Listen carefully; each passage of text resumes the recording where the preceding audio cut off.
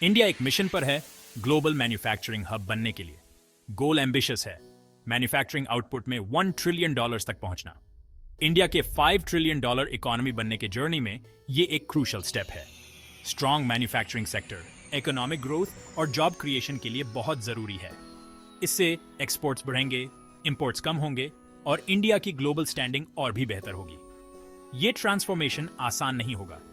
India को established manufacturing giant से competition का सामना करना होगा, लेकिन इंडिया के पास इनहेरेंट स्ट्रेंथ्स हैं जो सक्सेस के लिए एक मजबूत फाउंडेशन प्रोवाइड करते हैं। A vast and youthful workforce, तेजी से बढ़ता हुआ कंज्यूमर मार्केट और स्ट्रेटेजिक जियोग्राफिकल लोकेशन इंडिया को कंपेटिटिव एज देते हैं। इस विजन को पूरा करने में गवर्नमेंट एक पिवटल रोल निभा रही है।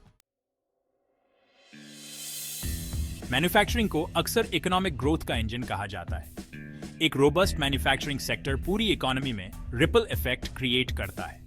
यह एम्प्लॉयमेंट अपॉर्चुनिटीज जनरेट करता है, इनकम्स बढ़ाता है और गुड्स एंड सर्विसेज की डिमांड को फ्यूल देता है। इसके परिणाम स्वरूप फर्दर इन्वेस्टमेंट और एक्सपेंशन होता है। इंडिया का यंग एंड ग्रोइंग वर्कफोर्स एक मेजर एसेट है। As more young people workforce में एंटर करते हैं, मैन्युफैक्चरिंग उन्हें मीनिंगफुल एम्प्लॉयमेंट अपॉर्चुनिटीज प्रोवाइड कर सकता है। इससे इंक्रीज्ड प्रोडक्टिविटी, हायर इनकम्स और लाखों इंडियंस के लिए इंप्रूव्ड लिविंग स्टैंडर्ड्स आएंगे। द $1 ट्रिलियन टारगेट इंडिया के इकोनॉमिक लैंडस्केप में एक शिफ्ट को दर्शाता है। यह सर्विसेज ड्रिवन इकोनॉमी से हटकर मोर बैलेंस्ड मॉडल की ओर बढ़ने का साइन है। यह बैलेंस सस्टेन्ड और इंक्लूसिव ग्रोथ के लिए बहुत जरूरी है। इंडिया के पास फैक्टर्स का एक यूनिक कॉम्बिनेशन है जो इसे मैन्युफैक्चरिंग के लिए एक अट्रैक्टिव डेस्टिनेशन बनाता है। सबसे सिग्निफिकेंट फैक्टर्स में से एक है इसका demographic dividend.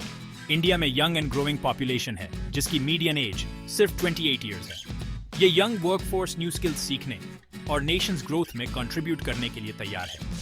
Favourable demographic profile के अलावा इंडिया के पास तेजी से एक्सपैंड हो रहा कंज्यूमर मार्केट भी है। बढ़ती इनकम्स और growing middle class manufactured goods की डोमेस्टिक डिमांड को फ्यूल दे रहे हैं। ये उन मैन्युफैक्चरर्स के लिए एक सिग्निफिकेंट अपॉर्चुनिटी है जो लार्ज एंड ग्रोइंग मार्केट में टैप करना चाहते हैं। इसके अलावा मेजर ट्रेड रूट्स के क्रॉसरोड्स पर इंडिया की स्ट्रेटेजिक लोकेशन इसे ईस्ट का गेटवे बनाती है। एशिया, अफ्रीका और मिडिल ईस्ट के मेजर मार्केट्स तक एक्सेस और की शिपिंग लेन्स के साथ India global manufacturing and export hub बनने के लिए आइडियली सिचुएटेड है। Section 4, Powering progress, key sectors. Driving manufacturing growth.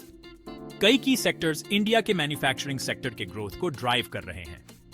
ये सेक्टर सिग्निफिकेंट इन्वेस्टमेंट अट्रैक्ट कर रहे हैं, जॉब्स क्रिएट कर रहे हैं और इंडिया के एक्सपोर्ट पोटेंशियल को बढ़ा रहे हैं। खासतौर पर इलेक्ट्रॉनिक्स सेक्टर में एक्टिविटी में तेजी देखने को मिल रही है।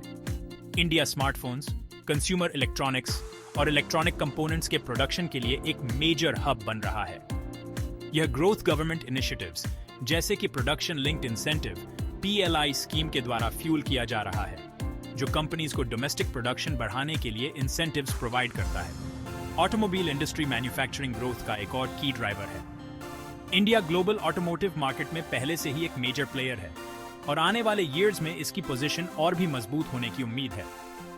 इलेक्ट्रिक व्हीकल्स के लिए गवर्नमेंट का पुश मैन्युफैक्चरर्स के लिए न्यू अपॉर्चुनिटीज क्रिएट कर रहा है और सेक्टर में इनोवेशन को बढ़ावा दे रहा है। फार्मास्यूटिकल्स और टेक्सटाइल्स इंडियन मैन्युफैक्चरिंग सेक्टर की दो और ट्रेडिशनल स्ट्रेंथ्स हैं। इंडिया जेनेरिक ड्रग्स और वैक्सीन्स का एक लीडिंग ग्लोबल सप्लायर है और टेक्सटाइल्स इंडस्ट्री एक मेजर एम्प्लॉयर और एक्सपोर्टर बनी हुई है। Section 5, government initiatives. Fostering a conducive business environment. Indian government ने मैन्युफैक्चरिंग सेक्टर के ग्रोथ को सपोर्ट करने के लिए कई इनिशिएटिव्स लॉन्च की हैं। Flagship programme make in India का एम इंडिया को एक ग्लोबल मैन्युफैक्चरिंग हब बनाना है। 2014 में लॉन्च की गई इस इनिशिएटिव का फोकस फॉरेन इन्वेस्टमेंट अट्रैक्ट करने, इनोवेशन को प्रमोट करने और ease of doing business improve करने पर है। PLI स्कीम, जिसका जिक्र पहले किया जा चुका है, डोमेस्टिक मैन्युफैक्चरिंग को बूस्ट करने के लिए एक और की इनिशिएटिव है। ये स्कीम इलेक्ट्रॉनिक्स, फार्मास्यूटिकल्स और ऑटोमोबाइल्स सहित वेरियस सेक्टर्स की कंपनीज को इंडिया में प्रोडक्शन बढ़ाने के लिए फाइनेंशियल इंसेंटिव्स प्रोवाइड करती है। बिजनेस एनवायरनमेंट को और इंप्रूव करने के लिए गवर्नमेंट रेगुलेशंस को सिंप्लीफाई करने, टैक्स स्ट्रक्चर्स को स्ट्रीमलाइन करने और इंफ्रास्ट्रक्चर को एनहांस करने के लिए रिफॉर्म्स इंप्लीमेंट कर रही है। इन एफर्ट्स का उद्देश्य इंडिया को मैन्युफैक्चरिंग इन्वेस्टमेंट के लिए एक मोर अट्रैक्टिव डेस्टिनेशन बनाना है। Section 6, overcoming challenges, infrastructure, skills and supply chains. जहां इंडिया में मैन्युफैक्चरिंग पावर हाउस बनने की अपार क्षमता है, वहीं यह सिग्निफिकेंट चैलेंजेस का भी सामना कर रहा है। द $1 ट्रिलियन मैन्युफैक्चरिंग गोल को अचीव करने के लिए इन चैलेंजेस का समाधान क्रूशल है। सबसे बड़ी चैलेंजेस में से एक है एडिक्वेट इंफ्रास्ट्रक्चर की कमी। मैन्युफैक्चरिंग सेक्टर के ग्रोथ को सपोर्ट करने के लिए इंडिया को अपनी रोड्स, पोर्ट्स, एयरपोर्ट्स और पावर इंफ्रास्ट्रक्चर को इंप्रूव करने के लिए हेविली इन्वेस्ट करने की जरूरत है। Efficient and reliable infrastructure transportation costs को कम करने, लॉजिस्टिक्स इंप्रूव करने और गुड्स की टाइमली डिलीवरी इंश्योर करने के लिए बहुत जरूरी है। एक और चैलेंज है स्किल्ड लेबर की कमी। हालांकि इंडिया के पास एक वास्ट वर्कफोर्स है, मैन्युफैक्चरिंग इंडस्ट्री के लिए अवेलेबल स्किल्स और रिक्वायर्ड स्किल्स के बीच एक सिग्निफिकेंट गैप है। प्रोडक्टिविटी और कंपेटिटिवनेस को बढ़ाने के लिए ट्रेनिंग एंड एजुकेशन प्रोग्राम्स के जरिए इस स्किल गैप को ब्रिज करना बहुत जरूरी है। ग्लोबल सप्लाई चेन्स पर डिपेंडेंस चिंता का एक और विषय है। कोविड-19 पैंडेमिक ने ग्लोबल सप्लाई चेन्स की वल्नरेबिलिटीज को एक्सपोज किया है और ग्रेटर सेल्फ रिलायंस की जरूरत को हाईलाइट किया है।